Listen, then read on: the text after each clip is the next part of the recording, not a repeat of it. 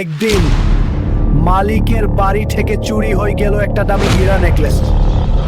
Hulk ছিল একজন সম্মানিত আর পরিশ্রমী ছেলে, একজন ধনী মানুষের বাড়িতে কাজ করত।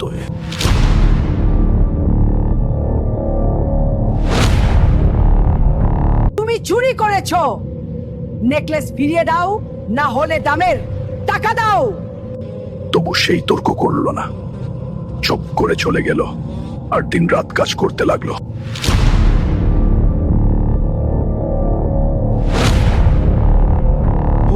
নিজের সব শক্তি দিয়ে সেই সঞ্চয় করলো নেকলেসের সমান মূল্যর সোনা। আমার তোমাকে বিশ্বাস করা উচিত ছিল, তুমি সত্যিই বিশ্বস্ত।